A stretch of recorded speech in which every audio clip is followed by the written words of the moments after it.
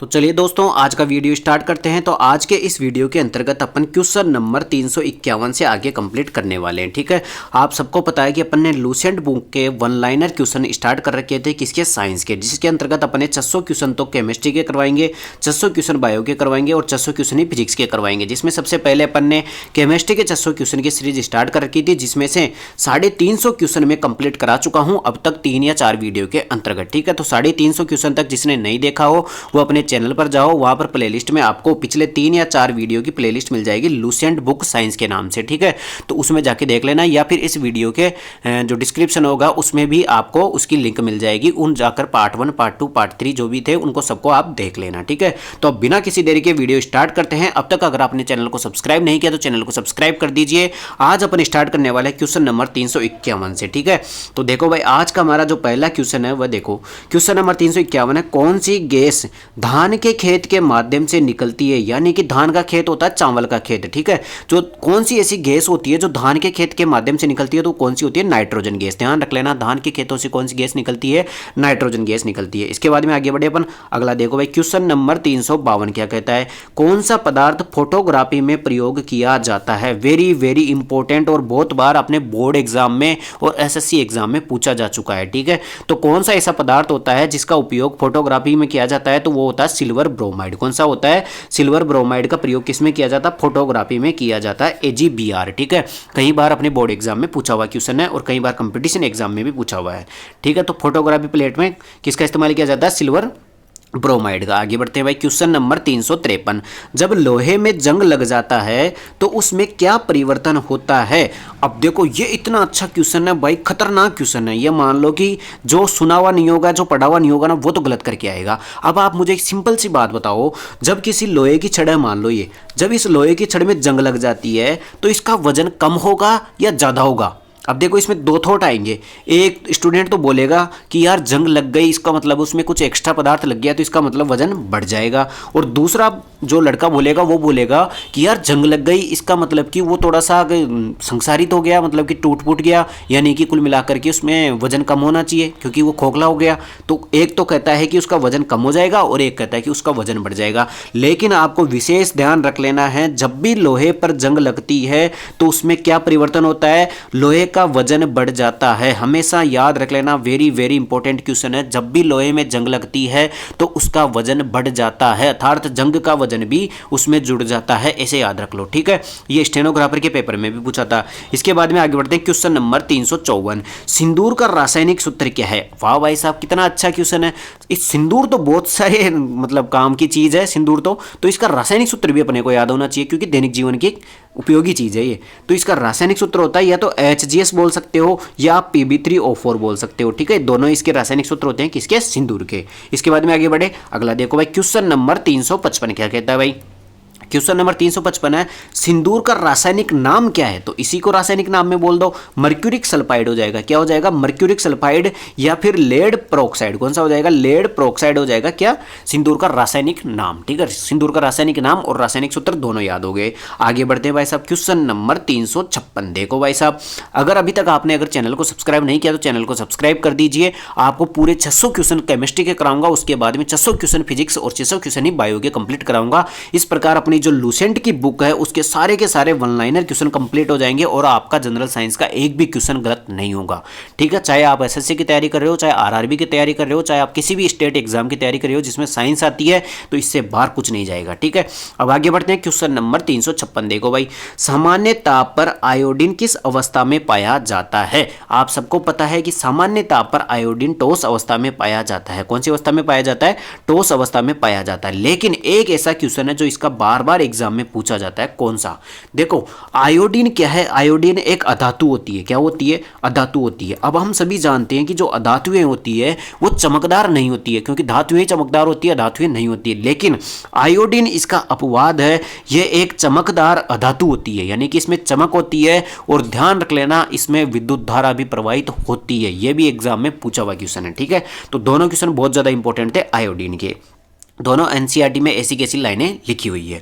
आगे बढ़ते भाई क्वेश्चन नंबर 357 देखो, किस प्रकार के कोयले में कार्बन का अंश निम्नतम होता है। बताओ भाई साहब कौन सा ऐसा कोयला होता है जिसमें कार्बन का अंश सबसे कम होता है, तो वो कौन सा हो जाएगा, लिग्नाइट कोयला। ठीक है, और आपको मैंने पिछली कक्षा में बताया था कि सबसे ज्यादा जो कार्बन की मात्रा होती है, कार्बन का परसेंटेज होता है लगभग 98%, वो होता है एंथ्रेसाइट कोयले में। कौन से में होता है, एंथ्रेसाइट कोयले में। और पिछली क्लास में एक और क्वेश्चन आया था कि लिग्नाइट कोयले का दूसरा नाम क्या होता है, तो इसका भूरा कोयला भी कहा जाता है। ठीक है, ये भी हो गया याद। इसके बाद में आगे बढ़ते हैं क्वेश्चन नंबर 358 देखो भाई साहब, हेलोजनों में सबसे अधिक अभिक्रियाशील तत्व कौन सा होता है। तो हेलोजन कौन कौन सी होती है, तो हेलोजन होती है फिर कल बाहर आएगी आंटी। ठीक है, ये क्या होती है, अपनी हेलोजन होती है। ठीक है, अब ये बोल रहा है कि इनमें सबसे ज्यादा अभिक्रियाशील तत्व कौन सा होता है, तो इनमें सबसे ज्यादा जो अभिक्रियाशील या क्रियाशील तत्व होता है वो होता है फ्लोरीन। ध्यान रख लेना, फ्लोरीन सबसे ज्यादा क्रियाशील तत्व होता है।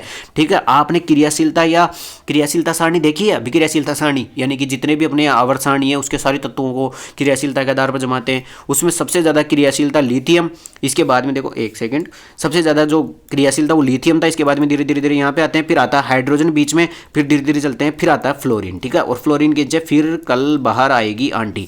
तो हेलोजन में से कुल मिलाकर के सबसे ज्यादा क्रियाशील कौन सा होता है, तो फ्लोरीन सबसे ज्यादा क्रियाशील होता है। आगे बढ़े भाई साहब, क्वेश्चन नंबर 359 देखो भाई साहब, हाइड्रोजन को जलाने पर क्या प्राप्त होता है। हमेशा याद रख लेना, हाइड्रोजन को जलाने पर देखो आप विक्रिया करा के देखो, एक तरफ तो हाइड्रोजन हो गई, इसको जलाना है, इसका मतलब इसको ऑक्सीजन से क्रिया करवानी। दहन अभिक्रिया में ऑक्सीजन तो काम आती है, तो इससे बनेगा क्या, सीधी सी बात है, इससे जल बन जाएगा। ठीक है, तो हाइड्रोजन को जलाने पर कौन सी गैस बनती है, जल बनता है, सॉरी जल बनता है। ठीक है, इसके बाद में आगे बढ़े क्वेश्चन नंबर 360 देखो भाई, ट्यूबलाइट में निम्न दाब पर कौन सी गैस भरी होती है। बहुत ज्यादा इंपॉर्टेंट क्वेश्चन, लगभग हर एग्जाम में पूछा हुआ क्वेश्चन है। ठीक है, ट्यूबलाइट जो होती है उसमें निम्न दाब पर कौन सी गैस भरी होती है, तो उसमें नियोन और पारा वाष्प भरी होती है। ठीक है, जो पारे का जो वाष्प होती है ना, यानी मरकरी की जो वाष्प होती है वो, और नियोन भरी रहती है किसके अंतर्गत, ट्यूबलाइट के अंतर्गत। और एक बार तो एग्जाम में ऐसा पूछा हुआ है कि नियोन और जो पारा वाष्प होती है वो ट्यूबलाइट में किस परिस्थिति में भरी रहती है, तो ये निम्न दाब पर भरी रहती है। ये भी एग्जाम में पूछा हुआ क्वेश्चन है, निम्न दाब पर भरी हुई होती है। Very very important question. ठीक है, तो सबसे पहले तो ट्यूबलाइट में कौन कौन सी गैस भरी रहती है, एक तो पारे की वाष्प भरी रहती है और एक नियोन गैस भरी रहती है, और दोनों को निम्न दाब पर भरा जाता है, दबा दबा करके भरा जाता है निम्न दाब पर, ज्यादा दाब पर नहीं, सॉरी निम्न दाब पर। ठीक है, इसके बाद में आगे बढ़ते हैं क्वेश्चन नंबर 361 देखो भाई साहब, वायु के मुख्य संघटक गैसें कौन सी है। तो हमें को सबको ही पता है, तो वायु की मुख्य संघटक जिसकी सबसे ज्यादा मात्रा होती है नाइट्रोजन, उसके बाद में 21% पर ऑक्सीजन, ये तो होती है 78%, नाइट्रोजन तो ऑक्सीजन होती है 21%, इसके बाद में कार्बन डाइऑक्साइड सबसे कम मात्रा होती है 0.03%। ठीक है, तो ये हो जाए वायु के मुख्य संघटक। इसके बाद में आगे बढ़े, देखो भाई साहब क्वेश्चन नंबर 362 क्या कहता है। क्वेश्चन नंबर 362 है, सबसे हल्का हेलोजन तत्व कौन सा होता है। देखो अपन हेलोजन देखे थे, फिर कल बार आई अगेन आंटी, इसमें सबसे ज्यादा क्रियाशील कौन सा था, फ्लोरीन था, और सबसे हल्का भी यही होता है। ध्यान रख लेना, सबसे हल्का और सबसे ज्यादा क्रियाशील कौन होता है, फ्लोरीन ही होता है। आप ऐसे याद रख सकते हो, बुरा मत मानना, लेकिन जैसे कोई मोटा आदमी होता है और एक पतला आदमी होता है, तो जो सबसे हल्का होता है ना वो सबसे ज़्यादा एक्टिव होता है, और जो सबसे ज़्यादा भारी होता है या मोटा होता है वो बहुत ज़्यादा मतलब इतना एक्टिव नहीं रहता। तो आप ऐसे भी याद रख सकते हो, जो सबसे ज़्यादा एक्टिव है वो सबसे ज़्यादा हल्का भी है, क्योंकि हल्का आदमी सबसे ज़्यादा एक्टिव होता है। ठीक है, इसके बाद में आगे बढ़ते हैं क्वेश्चन नंबर 363 देखो, अभी तक अगर आपने चैनल को सब्सक्राइब नहीं किया तो चैनल को सब्सक्राइब कर दीजिए, और आप मुझे साथ में ये बता दिया करो कि आपको स्पीड कैसी लग रही है, आपको ऐसे समझा समझा के कराऊं या फिर डायरेक्ट, मतलब ऐसे एक तो अपन पढ़ते हैं कि क्वेश्चन पढ़ लिए उसका आंसर बता दिया, ऐसा तरीका अपनाऊं या फिर आपको याद कराने की कोशिश करूं। इसके बारे में आप मुझे कमेंट करके जरूर बताओ ताकि मैं आपके हिसाब से चल सकूं। ठीक है, तो अब बढ़ते हैं आगे क्वेश्चन नंबर 363 में। देखो भाई, वह कौन सा ऐसा तत्व है जो हमेशा द्रव अवस्था में पाया जाता है। तो ध्यान रख लेना, द्रव अवस्था में केवल दो ही तत्व पाए जाते हैं, एक तो मरकरी पाया जाता है और एक ब्रोमीन पाया जाता है। ठीक है, ये भी कम रेखा पर द्रव अवस्था में, ये भी कम रेखा पर द्रव अवस्था में, लेकिन इनकी एक खासियत बात होती है क्या, ये तो होती है धातु, और ब्रोमाइड जो होती है ये होती है धातु। तो एग्जाम में कई बार एग्जाम में ऐसे फंसा लेता है कि कौन सी ऐसी धातु होती है जो द्रवावस्था में पाई जाती है, तो इसमें ये आंसर देना अपने को, और कौन सी ऐसी अधातु है जो कि द्रवावस्था में पाई जाती है, तो ब्रोमीन आंसर देना है। ठीक है, तो इन दोनों चीज़ों का आपको अच्छी तरह से ध्यान रखना है। इसके बाद में आगे बढ़े, देखो भाई क्वेश्चन नंबर 364, हेलोजन समूह का सर्वाधिक भारी तत्व कौन सा है? तो अभी अपन ने देखा था सबसे हल्का फ्लोरीन हो गया, तो सबसे भारी कौन सा हो जाएगा? आयोडीन हो जाएगा। फिर कल बाहर आएगी, ठीक है, तो आयोडीन सबसे भारी तत्व हो जाएगा। आगे बढ़े अपन, आगे देखो भाई क्वेश्चन नंबर 365। देखो भाई क्वेश्चन नंबर 365 है, जल के विसंक्रमण में किस हेलोजन तत्व का प्रयोग किया जाता है? देखो और कुछ नहीं है, यहाँ पर बोल रहा है कि जल के विसंक्रमण का मतलब होता है जल के शुद्धिकरण में कौन सी हेलोजन का प्रयोग किया जाता है। तो ध्यान रखना, एग्जाम में कई बार पूछा हुआ क्वेश्चन है कि जो स्विमिंग पूल होता है ना, स्विमिंग पूल में जो जल को शुद्धिकरण किया जाता है वो क्लोरीन गैस से की जाती है। किससे की जाती है? क्लोरीन गैस से स्विमिंग पूल की सफाई की जाती है, ठीक है। ये क्वेश्चन कई बार एग्जाम में पूछ चुका है अब तक कि स्विमिंग पूल में जो सफाई होती है वह कौन सी गैस से कराई जाती है? तो क्लोरीन गैस से करवाई जाती है। आगे बढ़े अपन, अगला क्वेश्चन देखो भाई क्वेश्चन नंबर 366 एसएससी में पूछा हुआ क्वेश्चन है। देखो भाई साहब, जल की अस्थायी कठोरता किसकी मौजूदगी के कारण होती है? कल भी ये क्वेश्चन आया था और ये वेरी वेरी इंपॉर्टेंट है, बहुत ज़्यादा इंपॉर्टेंट है कि जल में जो कठोरता पाई जाती है ना वो किसकी उपस्थिति के कारण होती है? तो वो कैल्शियम और मैग्नीशियम के क्या होते हैं? बाइकार्बोनेट होते हैं। क्या होते हैं? बाइकार्बोनेट होते हैं। किस किस के? कैल्शियम और मैग्नीशियम। आप ध्यान रख लेना, जल में जो स्थायी कठोरता होती है वो कैल्शियम और मैग्नीशियम के बाइकार्बोनेट के कारण से होती है, ठीक है। इनको हटा दो, कठोरता हट जाएगी। आगे बढ़ते हैं भाई साहब, क्वेश्चन नंबर 367। देखो भाई साहब, वह जलीय विलयन जो लाल लिटमस को नीला कर देता है क्या कहलाता है? तो आप सीधा सा देखो, इसने तो ये पूछ रहा है कि लाल लिटमस को नीला कर रहा है, इसका मतलब कि सार है, तो सार कौन सा हो जाएगा? Sodium carbonate. एक एग्जाम्पल दे रखा है कुल मिलाकर के। आगे बढ़े अपन, आगे क्वेश्चन देखो, अगला क्वेश्चन क्या कहता है? क्वेश्चन नंबर 368, पेय सोडा की रासायनिक प्रकृति कैसी होती है? देखो अपन जो सोडा वाटर पीते हैं ना, जैसे कोल्ड ड्रिंक वगैरह पी लिए या फिर कुछ भी सोडा वाटर होता है, पेय सोडा जो होता है जिसे अपन पीते हैं उसकी प्रकृति कैसी होती है? तो वो अम्लीय होता है। ध्यान रख लेना, वो एसिडिक होता है। कैसा नेचर होता है उसका? एसिडिक नेचर होता है। तो अपने को ये नहीं पीना चाहिए, ठीक है। कुल मिलाकर के ये कहानी है इसकी। अब आगे बढ़ते हैं, क्वेश्चन नंबर 369। देखो साहब, कौन सा पदार्थ प्रकृति में तीनों अवस्थाओं में यानी कि ठोस, द्रव, गैस में पाया जाता है? आप सभी जानते हो कि जल हमें बर्फ के रूप में भी पाया जाता है, पानी के रूप में भी पाया जाता है, यानी द्रव अवस्था में पाया जाता है और गैसीय अवस्था में पाया जाता है। कुल मिलाकर के ऐसा पदार्थ है जल जो ठोस, द्रव और गैस तीनों रूपों में प्रकृति में उपलब्ध है, ठीक है। आप सब जानते हो। इसके बाद में आगे बढ़े, क्वेश्चन नंबर 370। देखो भाई साहब, बेकिंग पाउडर के निर्माण में किस अम्ल का प्रयोग किया जाता है? आप सभी ध्यान रख लेना, जो बेकिंग सोडा होता है या बेकिंग पाउडर होता है उसके निर्माण में टार्टरिक एसिड का इस्तेमाल किया जाता है। अब आप मुझे सब ये बताओगे कि टार्टरिक एसिड का रासायनिक सूत्र क्या होता है? मैंने आपको जो मेरी क्लासें हुई थी, पहली या दूसरी क्लास थी इस सीरीज की, उसके अंतर्गत मैंने आपको सारे जितने भी एसिड थे उनको ट्रिकों के माध्यम से, एक फॉर्मूलों के माध्यम से आपको रासायनिक सूत्र याद करवाए थे। तो आप मुझे फटाफट से बताओ कि टार्टरिक एसिड का रासायनिक सूत्र क्या है, ठीक है। तो मैंने अच्छे से याद करवाया था कि इसका सूत्र होता है 466। इसका मतलब क्या हो गया कि इसका फॉर्मूला हो गया C4H6O6, ठीक है। किसका हो जाएगा? टार्टरिक एसिड का रासायनिक सूत्र हो जाएगा। और आप सबको जानते हो कि टार्टरिक एसिड जो पाया जाता है वो इमली, अंगूर जैसे खट्टे पदार्थों और केला में पाया जाता है। ध्यान रख लेना, केला में भी टार्टरिक एसिड पाया जाता है। आगे बढ़े अपन, क्वेश्चन नंबर 371। देखो भाई साहब, मेंडलीफ ने अपने आवर्त सारणी में को सही स्थिति प्रदान नहीं कर सका। सही बात है, अपन जानते हैं कि मेंडलीफ की आवर्त सारणी की कुछ कमियां थी। उन कमियों में यह भी था कि उसने हाइड्रोजन को सही स्थिति नहीं दे पाया था कि हाइड्रोजन की क्या स्थिति रखूं। हाइड्रोजन ऐसे आवारा घूम रहा था, ठीक है। एसएससी एग्जाम में पूछ चुका है कि हाइड्रोजन को सही स्थिति नहीं दे पाया था कौन? मेंडलीफ।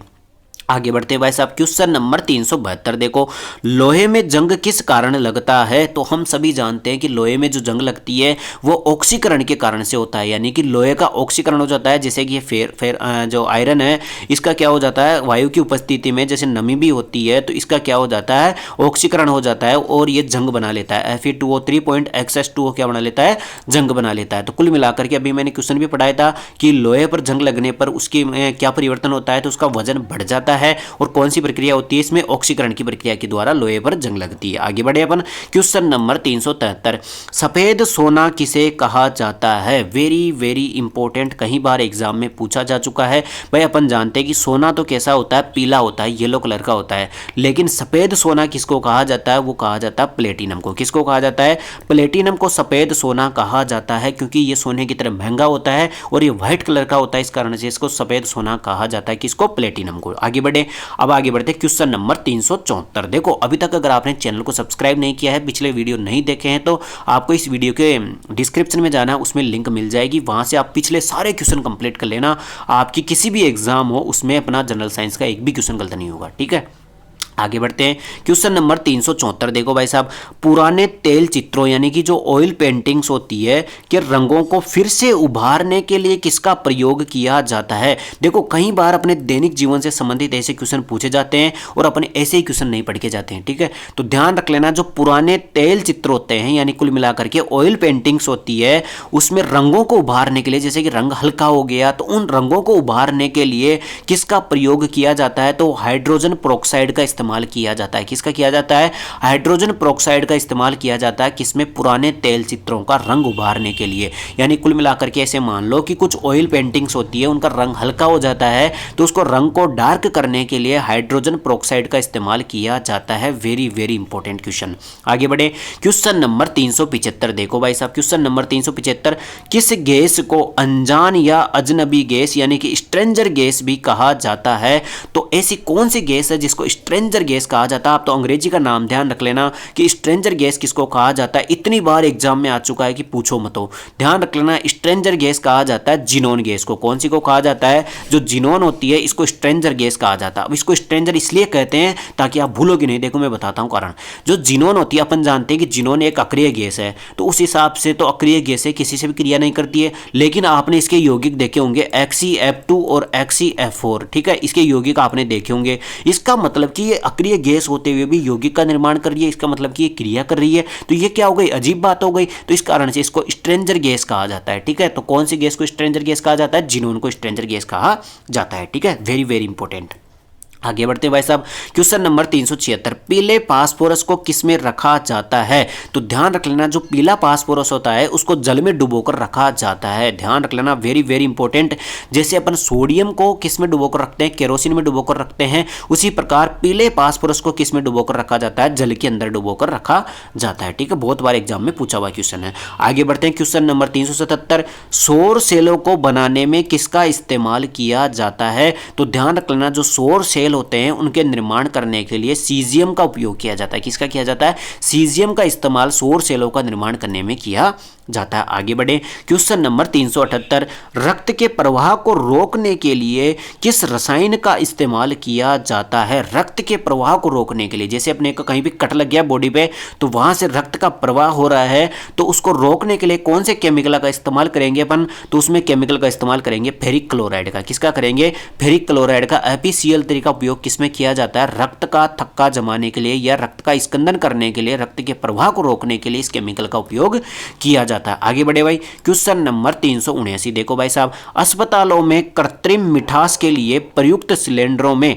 किस गैस का मिश्रण होता है। हम सभी जानते हैं कि जो अपनी ऑक्सीजन सिलेंडर होती है उसमें प्योर ऑक्सीजन नहीं होती, ध्यान रख लेना। उसमें ऑक्सीजन के साथ में हीलियम भी होती है। ऑक्सीजन के साथ में कौन सी होती है, हीलियम भी होती है। बहुत बार एग्जाम में पूछा हुआ क्वेश्चन है कि जो गोताखोर होते हैं वो ऑक्सीजन सिलेंडर में कौन सी गैस भरी रहती है, तो उसमें ऑक्सीजन और हीलियम दोनों का मिश्रण होता है। आगे बढ़े अपन, आगे देखो भाई, क्वेश्चन नंबर 380, ठंडे देशों में हिमांक कम करने के लिए कारों के रेडिएटरों में क्या मिलाया जाता है। देखो क्या होता है, जो ठंडे देश होते हैं ना, उनमें क्या होता है कि आसानी से बर्फ जम जाती है, तो हिमांक कम करने के लिए, यानी कि हिमांक जो बिंदु होता है उसको और कम करने के लिए जो कार का जो रेडिएटर होता है उसमें क्या मिलाया जाता है, एथिलीन ग्लाइकोल मिलाया जाता है। यानी कि कुल मिलाकर के शराब या दारू मिलाई जाती है। आप सभी जानते हो कि शराब या दारू से क्या हो जाती है, गर्मी आ जाती है। तो सीधी सी बात, एथिलीन ग्लाइकोल मिलाने से उसका हिमांक भी कम हो जाता है। आगे बढ़े अपन, आगे बढ़ते हैं क्वेश्चन नंबर 381। देखो भाई साहब, कसीस का तेल यानी कि ऑयल ऑफ विट्रोल किसे कहा जाता है। तो ध्यान रख लेना, कसीस का तेल किसे कहा जाता है, वेरी वेरी इंपॉर्टेंट। कई बार एग्जाम में पूछा जा चुका है कि अम्लों का राजा या कसीस का तेल किसे कहा जाता है। सल्फ्यूरिक एसिड यानी कि H2SO4 को कहा जाता है। इसे अम्लों का राजा भी कहा जाता है, सभी अम्लों में ये राजा है, किंग है। और इसको कसीस का तेल भी कहा जाता है। कौन किसका तेल, कसीस का तेल भी कहा जाता है। वेरी वेरी इंपॉर्टेंट, ठीक है। आगे बढ़े क्वेश्चन नंबर 382। देखो भाई साहब, देखो चैनल को अभी तक सब्सक्राइब कर देना, वीडियो पसंद आ रहा हो तो वीडियो को लाइक भी जरूर करना, ठीक है। इससे मोटिवेशन मिलता है। और एक प्यारा सा कमेंट किया करो, अगर कुछ भी डाउट हो तो वो डाउट बता दिया करो, या फिर अगर आपको कुछ भी ऐसा कुछ बताना हो, कुछ भी आइडिया, कुछ भी एडवाइस देनी हो तो आप कमेंट कर सकते हो, ठीक है। आगे बढ़े, क्वेश्चन नंबर 382। रजत यानी कि चांदी की बात कर रहा है। स्वर्ण, प्लेटिनम और रेडियम और पैलेडियम आदि किस धातु के उदाहरण है? तो ध्यान रख लेना, ये सभी कौन सी होती है? नोबेल धातु या उत्कृष्ट धातुएं होती है, ठीक है। सोना, चांदी ये क्या होती है? नोबेल धातु या उत्कृष्ट धातुएं कहा जाता है। अब देखो, आपको अगर पूछ ले निम्न में से कौन सी नोबेल धातु नहीं है, तो आप रजत, स्वर्ण, प्लेटिनम इनको तो पहचान लोगे, लेकिन इन दोनों का नाम जरूर ध्यान रखना, रेडियम, रोडियम और पैलेडियम, ठीक है। रोडियम और पैलेडियम भी क्या होती है? उत्कृष्ट धातुएं होती है, ठीक है। आगे बढ़े, क्वेश्चन नंबर 383। देखो भाई, बर्फ को पिघलने से रोकने के लिए उसमें क्या मिलाया जाता है? तो उसमें जिलेटिन मिलाया जाता है, जिलेटिन मिलाया जाता है। ध्यान रख लेना, बर्फ को पिघलने से रोकने के लिए अगर अपने को बर्फ को कहीं से भी एक जगह से दूसरी जगह ट्रांसपोर्ट करना हो और उसको पिघलने से रोकना हो तो उसमें जिलेटिन का इस्तेमाल किया जाता है। वेरी वेरी इंपॉर्टेंट, क्योंकि अपनी दैनिक लाइफ से रिलेटेड क्वेश्चन है, ठीक है।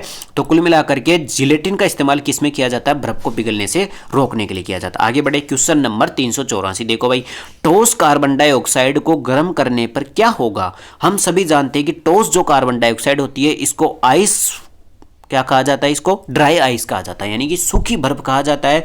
जब इसको गर्म करने पर क्या होगा? तो वह सीधे गैस में परिवर्तित हो जाएगी, सीधी की सीधी गैस में चल जाती है। इसको ड्राई आइस कहा जाता है, ठोस कार्बन डाइऑक्साइड को। और जैसे इसको आप गर्म करोगे सीधा सीधा ये गैस में बदल जाएगी, यानी ठोस से सीधा गैस, यानी क्या हो गया? ऊर्ध्वपातन अभिक्रिया हो गई, ठीक है। पिछली क्लास में भी क्वेश्चन आया था। आगे बढ़ते हैं अपन, क्वेश्चन नंबर 385। देखो भाई, प्रयोगशालाओं में अभिक्रमक के रूप में किस कार्बनिक यौगिक का इस्तेमाल किया जाता है? तो ध्यान रखना, जो लैब होती है उसमें अभिक्रमक के रूप में हमेशा पिक्रिक एसिड का इस्तेमाल किया जाता है। कौन से एसिड का? पिक्रिक एसिड का इस्तेमाल अभिक्रमक के रूप में किया जाता है। आगे बढ़े भाई साहब, क्वेश्चन नंबर 386। देखो, नाइट्रस ऑक्साइड की खोज किसने की थी? तो नाइट्रस ऑक्साइड की खोज की थी प्रिस्टले ने। किसने की थी? प्रिस्टले ने। आगे बढ़े, क्वेश्चन नंबर 387। प्रयोगशाला में बनाया जाने वाला पहला कार्बनिक पदार्थ कौन सा था? वेरी वेरी इंपॉर्टेंट, कहीं बार एग्जाम्स में पूछा हुआ क्वेश्चन है। देखो, सबसे पहले तो क्या हुआ था कि प्राकृतिक पदार्थ खोजे गए थे जो प्रकृति में पाए जाते थे, लेकिन बाद में क्या हुआ कि लैब के अंतर्गत एक कार्बनिक पदार्थ बनाया गया, ठीक है। लैब के अंतर्गत पहला कार्बनिक पदार्थ बनाया गया था और वह था यूरिया, ठीक है। जो यूरिया होता है ना, उसको पहली बार प्रयोगशाला में बनाया गया कार्बनिक पदार्थ था, पहला कार्बनिक पदार्थ यही था, ठीक है। आगे बढ़े, क्वेश्चन नंबर 388। देखो भाई साहब, शुद्ध एल्कोहल में क्या मिलाकर उसे पावर एल्कोहल बनाया जाता है? तो ध्यान रख लेना, जो प्योर एल्कोहल होती है, प्योर एल्कोहल होती है, उसमें क्या मिलाया जाता है? बेंजीन या ईथर मिला करके क्या बनाया जाता है? उसको पावर एल्कोहल बनाया जाता है, ठीक है। शुद्ध एल्कोहल में बेंजीन व ईथर मिला करके क्या कराया जाता है? उसको पावर एल्कोहल में बदला जाता है। आगे बढ़े भाई साहब, क्वेश्चन नंबर 389। हवाई जहाज के इंजन में क्या प्रयुक्त किया जाता है? तो ध्यान रख लेना, जो हवाई जहाज का इंजन होता है उसमें पावर एल्कोहल का इस्तेमाल किया जाता है। और पावर एल्कोहल कैसे बनाई जाती है? जो शुद्ध एल्कोहल होती है उसमें बेंजीन या ईथर मिला करके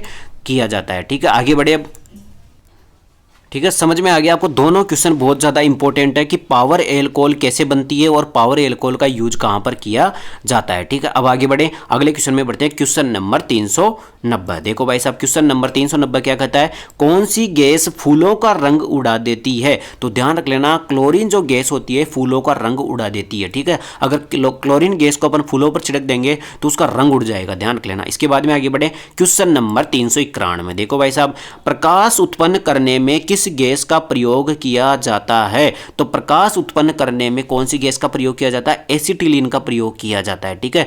कहीं पर भी अपने को लाइट को जनरेट करना हो तो वहां पर एसिटिलीन का इस्तेमाल किया जाता है। आगे बढ़े, क्वेश्चन नंबर 392। देखो भाई साहब, मिट्टी में सारकत्व को घटाने के लिए किसका प्रयोग किया जाता है? वेरी वेरी वेरी इंपॉर्टेंट, कहीं बार एग्जाम में पूछा हुआ क्वेश्चन है कि मिट्टी में से सारकत्व को घटाने के लिए किसका प्रयोग किया जाता है? तो जिप्सम का प्रयोग किया जाता है। मिट्टी अधिक ज़्यादा सारी हो जाती है तो उसमें किसका प्रयोग किया जाता है? जिप्सम का प्रयोग किया जाता है। आगे बढ़े अपन, क्वेश्चन नंबर 393।